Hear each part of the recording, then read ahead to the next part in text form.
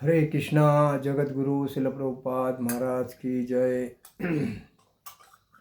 शुरुआत करते हैं आज के प्रवचन को।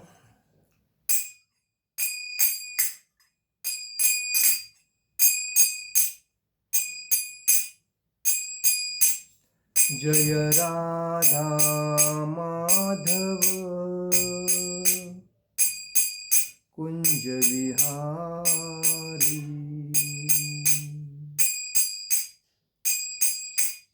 जय राधा माधव कुंज विहारी।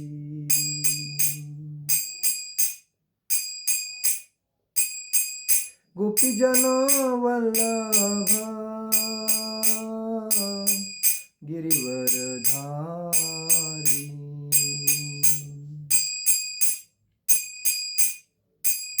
गोपीजन वल्लभ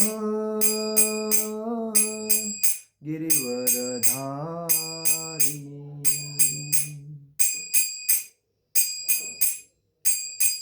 यशोदानंदन ब्रज जनरंजन, यशोदानंदन ब्रज जनरंजन। यमुना तीरावण चारी, यमुना तीरावन चारी। जय राधा माधव कुंज विहारी, जय राधा माधव कुंज विहारी। हरे कृष्णा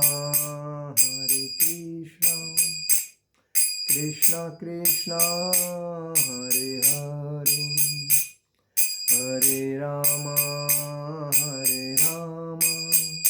राम राम हरे हरे। हरे कृष्णा कृष्णा कृष्णा हरे हरे, हरे राम राम राम हरे हरे। हरे कृष्णा कृष्णा कृष्णा हरे हरे, हरे राम राम राम हरे हरे। हरे कृष्णा कृष्णा कृष्णा हरे हरे, हरे राम राम राम हरे हरे। हरे कृष्णा कृष्णा कृष्णा हरे हरे, हरे राम राम राम हरे हरे। जय ओम विष्णुपाद परमहंस परिव्राजकाचार्य अष्टोत्तर शरण शिल अभय चरणारविंद भक्ति वेदांत स्वामी शिल प्रभुपाद महाराज की जय। जय ओम विष्णुपाद परमहंस परिव्राजकाचार्य अष्टोत्तर शत शिल भक्ति सिद्धांत सरस्वती ठाकुर शिल प्रभुपाद महाराज की जय। जय ओम विष्णुपाद परमहंस परिव्राजकाचार्य अष्टोत्तर शत शिल गौर किशोर बाबाजी महाराज की जय। जय ओम विष्णुपाद परमहंस परिव्राजकाचार्य अष्टोत्तर शत शिल भक्ति विनोद ठाकुर शिल प्रभुपाद महाराज की जय। जय ओम विष्णुपाद परमहंस परिव्राजकाचार्य अष्टोत्तर शत शिल साक्षात वैराग्य जगन्नाथ जी बाबाजी महाराज की जय। श्री रूप सनातन भट्ट रघुनाथ श्री जीव गोपाल भट्ट दास रघुनाथ गोस्वामी शिल प्रभुपाद महाराज की जय। नामाचार्य शिल हरिदास ठाकुर की जय। अनंत कोटि वैष्णव वृंद की जय। नामाचार्य शिल हरिदास ठाकुर की जय। प्रेम से कहो श्री कृष्ण चैतन्य प्रभु नित्यानंद श्री अद्वैत गदाधर शिवासादि गौर भक्त वृंद की जय। श्री श्री राधा कृष्ण गोप गोपीनाथ श्याम कुंड राधा कुंड गिरि गोवर्धन की जय। वृंदावन धाम की जय। नवदीप धाम की जय।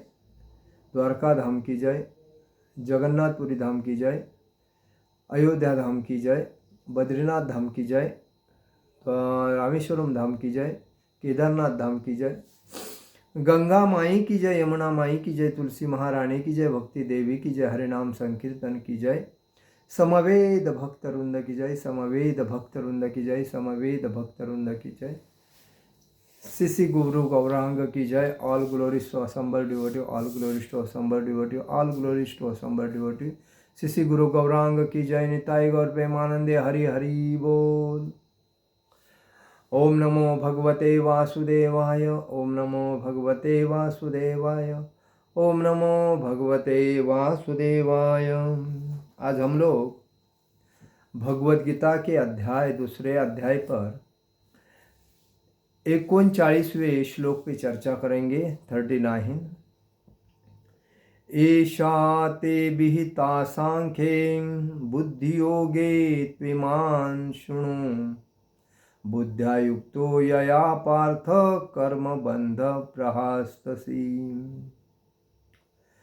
एषा ते विहिता सांख्ये बुद्धियोगे त्विमां शृणु, बुद्ध्या युक्तो यया पार्थ कर्मबन्ध प्रहास्तसि।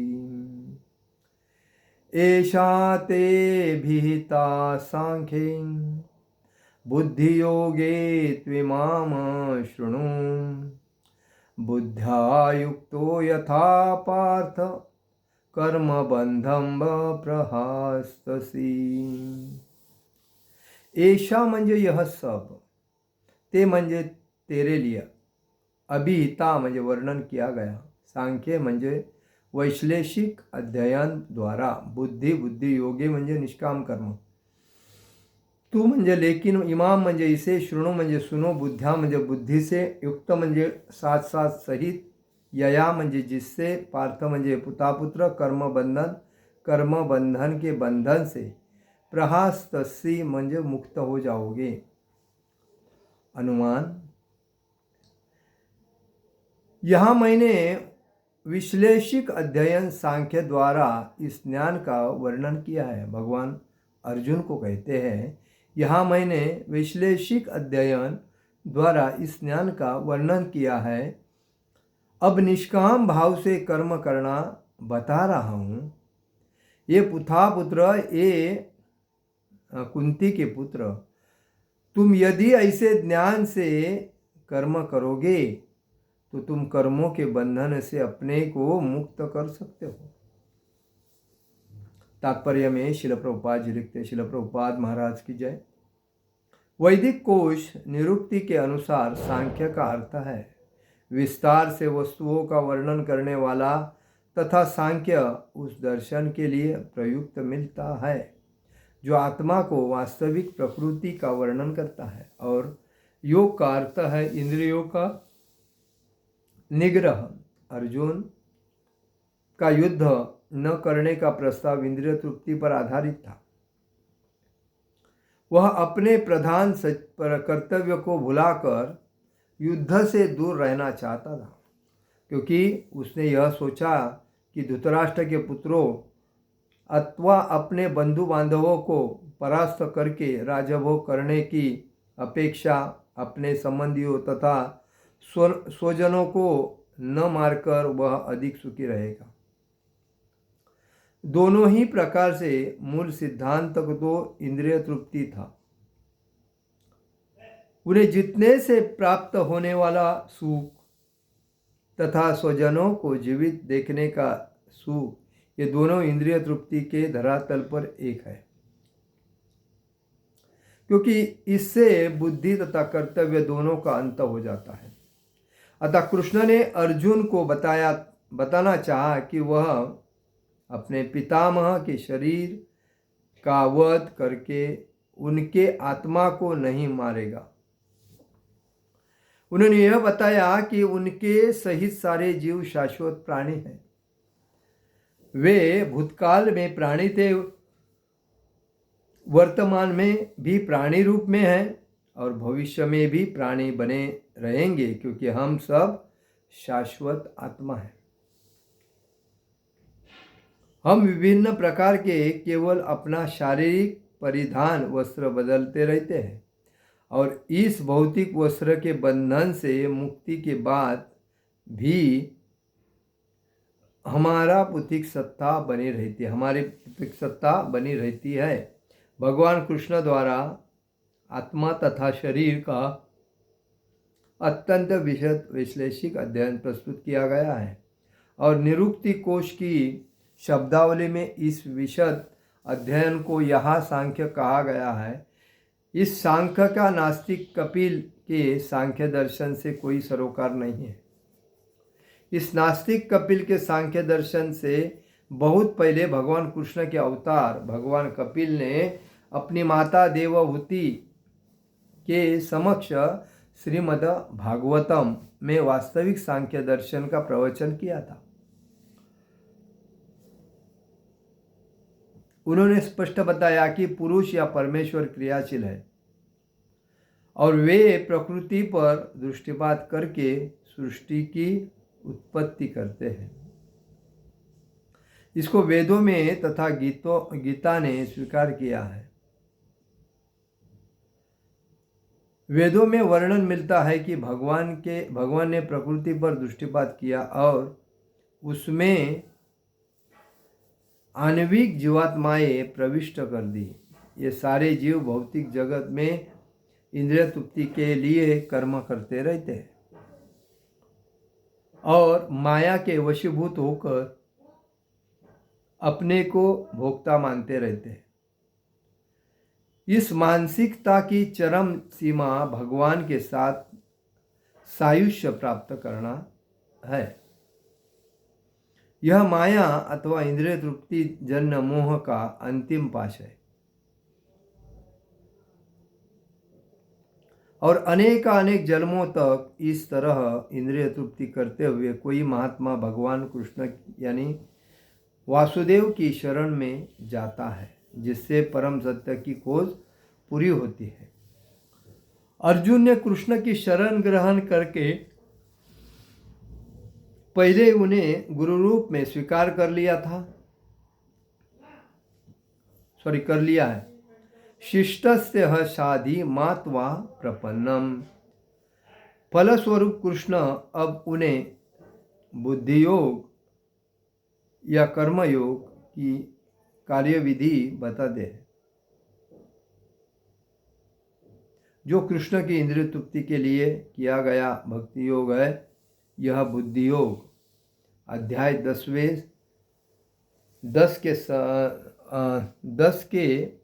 10वें श्लोक में वर्णित है, जिसमें इसे उन भगवान के साथ प्रत्यक्ष संपर्क बताया गया है, जो सबके हृदय में परमात्मा के रूप में विद्यमान है। किंतु ऐसा संपर्क भक्ति के बिना संभव नहीं है। अतः जो भगवान को भक्ति या दिव्य प्रेम भक्ति में यहाँ कृष्ण भावनामृत में स्थित होता है, वह भगवान की विशिष्ट कृपा से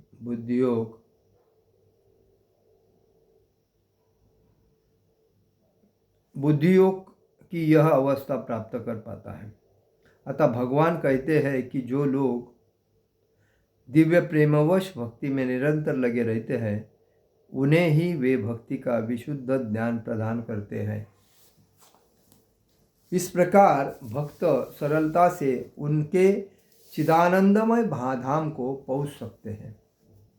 इस प्रकार इस श्लोक में वर्णित बुद्धियोग भगवान कृष्ण की भक्ति है और यहाँ पर उल्लिखित सांख्य शब्द का नास्तिक कपिल द्वारा प्रतिपादित अनीश्वरवादी सांख्य योग से कुछ भी संभव नहीं है। अतः किसी को यह भ्रम नहीं होना चाहिए कि यहाँ पर उल्लेखित सांख्य योग का अनादिश्वर सांख्य के अनीश्वरवादी सांख्य से किसी प्रकार का संबंध नहीं है। अनीश्वरवादी सांख्य से किसी प्रकार का संबंध है। न ही उस समय उसके दर्शन का कोई प्रभाव था और न कृष्ण ने ऐसी ईश्वर विहित दार्शनिक कल्पना का उल्लेख करने का चिंता की। वास्तविक सांख्य दर्शन का वर्णन भगवान कपिल द्वारा श्रीमद् भागवतम में हुआ है, किंतु वर्तमान प्रकरणों में उस सांख्य में से भी कोई सरोकार नहीं है। यह सांख्य का अर्थ है शरीर तथा आत्मा का वैश्लेषिक अध्ययन। भगवान कृष्ण ने आत्मा का विश्लेषिक वर्णन अर्जुन को बुद्धि योग या कर्मयोग तक लाने के लिए किया है। अतः भगवान कृष्ण का सांख्य तथा भागवत में भगवान कपिल द्वारा वर्णित सांख्य एक, ये दोनों भक्ति योग है। अतः भगवान कृष्ण ने कहा कि केवल अल्पज्ञ ही सांख्य योग तथा भक्ति योग में भेदभाव मानते हैं। सांख्य योग पृथक बाला प्रवदंती न पंडिता। निसंदेह अनीश्वरवादी सांख्य योग का भक्ति योग से कोई संबंध नहीं है।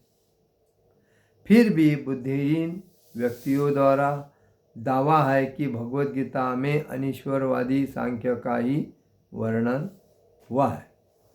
अतः मनुष्य को यह जान लेना चाहिए कि बुद्धियोग का अर्थ कृष्ण भावनामृत में पूर्ण आनंद तथा भक्ति के रूप में ज्ञान में कर्म करना है। जो व्यक्ति भगवान की तुष्टि के लिए कर्म करता है, चाहे वह कर्म कितना भी कठिन क्यों न हो, वह बुद्धि योग से सिद्धांत के अनुसार कार्य करता है और दिव्य आनंद का अनुभव करता है। ऐसी दिव्य व्यवस्था के कारण उसे भगवत कृपा से स्वतः संपूर्ण दिव्य ज्ञान प्राप्त हो जाता है और ज्ञान प्राप्त करने के लिए अतिरिक्त श्रम किए बिना ही उसकी पूर्ण मुक्ति हो जाती है। कृष्ण भावना भावित कर्म तथा फल प्राप्ति की इच्छा से किए गए कर्म में विशेषता पारिवारिक या भौतिक सुख प्राप्त करने की इंद्रिय तृप्ति के लिए किए गए कर्म प्रचुर अंतर होता है। बुद्धियोग हमारे द्वारा संपन्न कार्य का दिव्य गुण है। ओम अज्ञानतिमिरान्धस्य ज्ञानाञ्जनशलाकयां चक्षुरुमिलितेन तस्मै श्रीगुरुवे नमः। श्रीचैतन्यमनोभीष्टं स्थापितं येन भूतले स्वयं रूपकदा मह्यं ददाति स्वपदान्तिकं।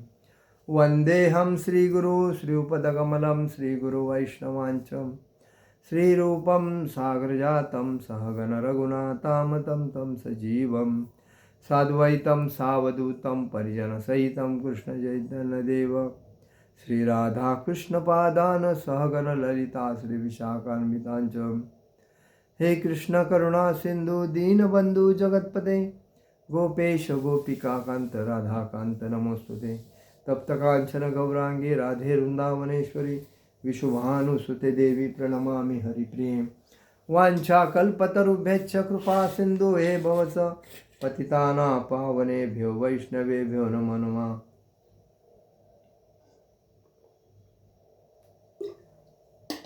गुरुवे गौरचंद्राय राधिकाय तदालिये कृष्णाय कृष्ण भक्ताय तदभक्ताय नमो नमः। जय श्री कृष्ण चैतन्य प्रभु नित्यानंद श्री अद्वैत गदाधर शिवासादि गौर भक्तवृंदम।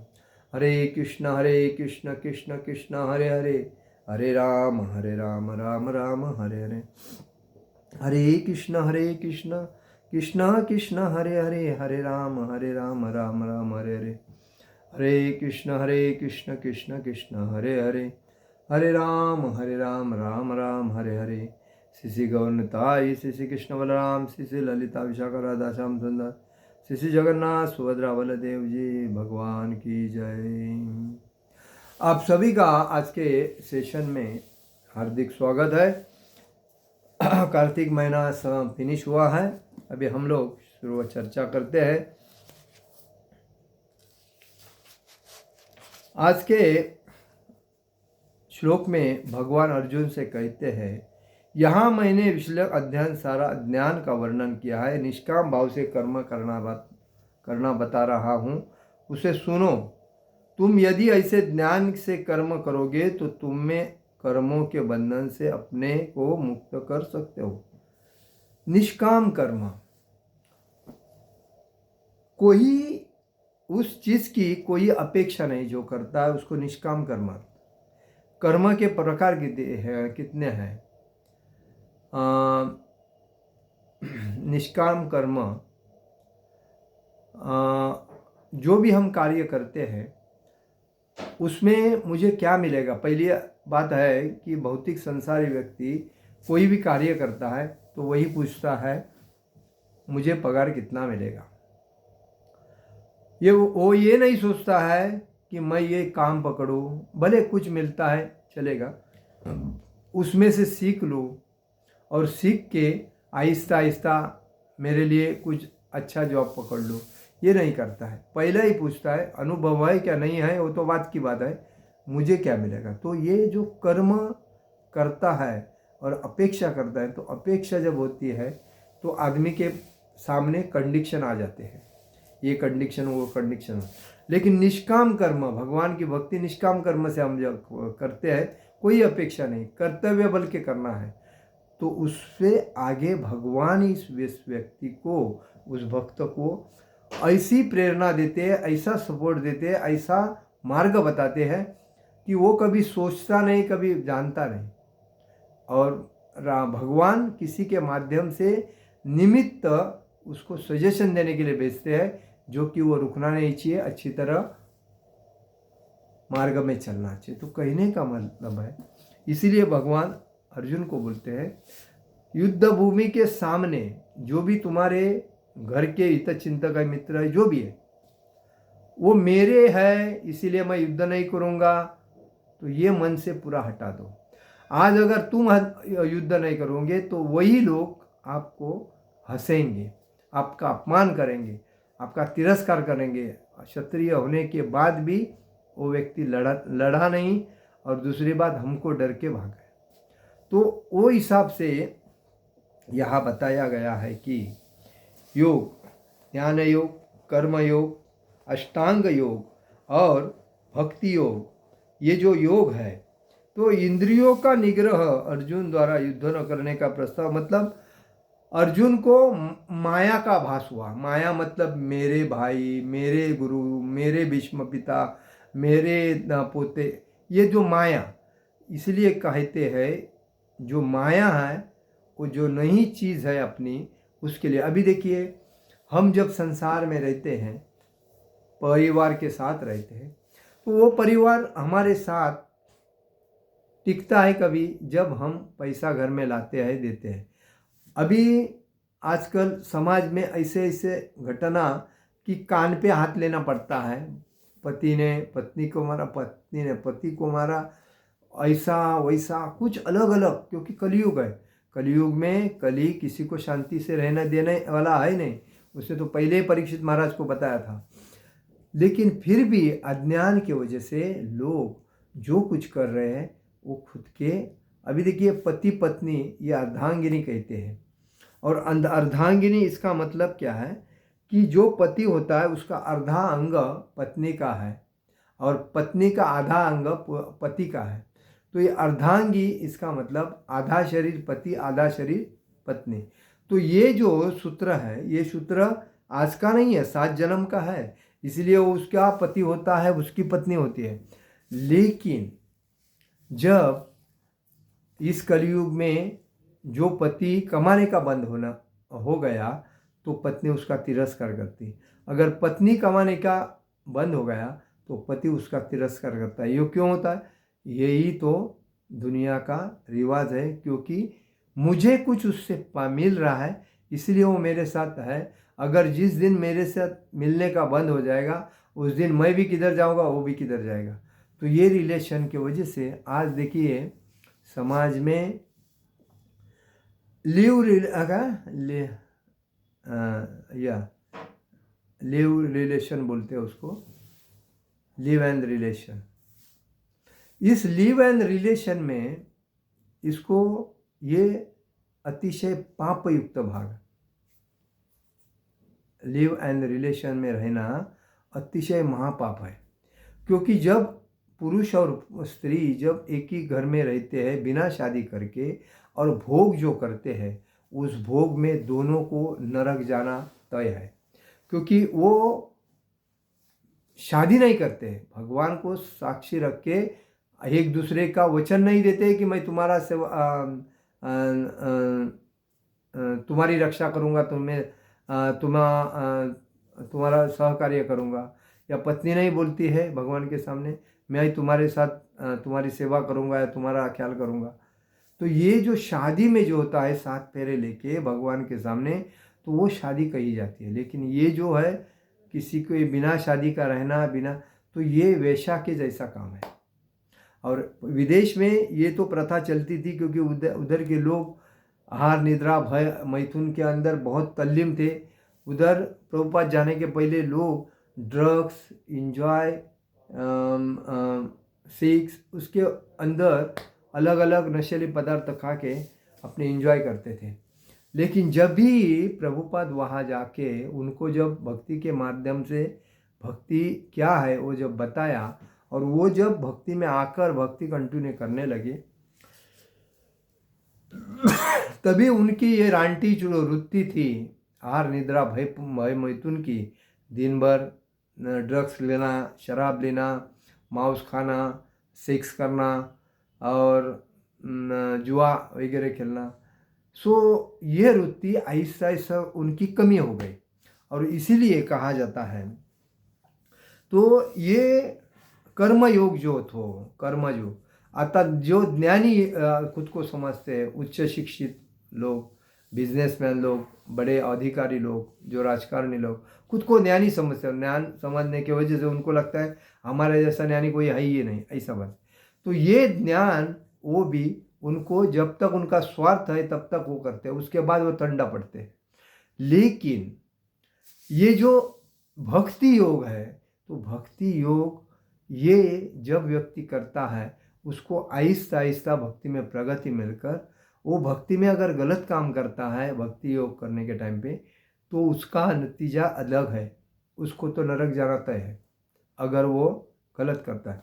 लेकिन भगवान के भक्ति में आकर अगर भगवान की सेवा करता है, भक्ति एक दृढ़ता से करता है और हमेशा भगवान के बारे में नाम गुण रूप लीला सोचता रहता है, बात भी उनके साथ, किसी की निंदा नहीं करता है, किसी इंद्रिय भोग के पीछे नहीं पड़ता है, इच्छा के पीछे नहीं पड़ता, तो वो ठीक है।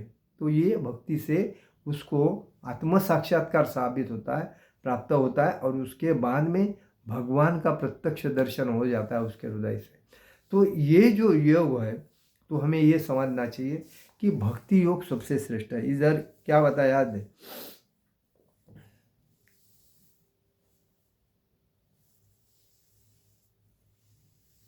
अर्जुन क्या सोचता है, मुझे राजयोग क्यों चाहिए, मेरे घर के जो व्यक्ति है उनको मैं मार के अगर राजयोग मैं प्राप्त करूं किस काम का है, मुझे ऐसा राजयोग नहीं चाहिए। इसलिए बोलते हैं इधर, बंधु बांधवों को परास्त करके राजभोग करने की अपेक्षा अपने संबंधियों तथा स्वजनों को न मारकर वह अधिक सुखी हो। मतलब उसको लगता था मैं इनको नहीं मारूंगा तो मैं सुखी रहूंगा, अगर मैं मारूंगा तो पापी बनूंगा, अपराधी बनूंगा, मेरे को नरक में जाना पड़ेगा। तो लेकिन भगवान ने उसको बोला, अर्जुन को, मैं बोल रहा हूँ कि तुम युद्ध करो, क्योंकि ऑलरेडी वो तो सब खो गए चुके हैं, तो तुम्हें युद्ध करके निमित्त बन के युद्ध करके लड़ना है।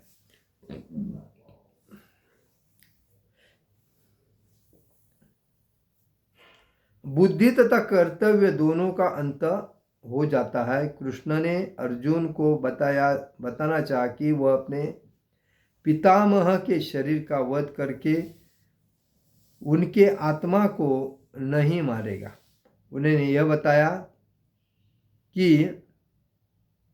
उनके सहित सारे जीव शाश्वत प्राणी हैं, वे भूतकाल में प्राणी थे, वर्तमान में प्राणी रूप में हैं और भविष्य में भी प्राणी बने रहेंगे, क्योंकि हम सब यह शाश्वत आत्मा है। एक्चुअली लोगों को ये नहीं समझता है, ये जो शरीर है, ये शरीर तो बदलता है 84 लक्ष योनि, लेकिन जो आत्मा है वो कभी शरीर ही बदलता है, लेकिन उसमें कोई बदलाव तो होता नहीं। आत्मा आत्मा है। जो पहला अभी देखिए, मनुष्य जीवन में आके अगर जिसकी लालसा ज़्यादा रहती है भोग करने की, तो उसको अगला जन्म तो बंदर का मिलने वाला है। बंदर दिन में कितना बार भोग करता है? बंदर कम से कम 5 मिनट में 2 बार 3 बार लैंगिकता का शोषण चालू होता है उसका। तो इतना ज़्यादा से ज़्यादा जो लैंगिकता है तो बंदरों में, तो जो भक्त अगर भक्ति नहीं करके बाद में उसकी अपेक्षा, इंद्रिय भोग की अपेक्षा अपूर्ण रहती है, तो उसके लिए भगवान उसको बंदर का रूप देते हैं, बंदर की योनि भेजते हैं। तो बंदर की योनि में इधर भाग उधर भाग इंजॉय करते रहना है, बस, बाकी कुछ नहीं। इसमें ये भी बताया है, भगवान कृष्ण के अवतार भगवान कपिल ने अपनी माता देवहूति के समक्ष श्रीमद् भागवतम में वास्तविक सांख्य दर्शन का प्रवचन किया। तो उन्होंने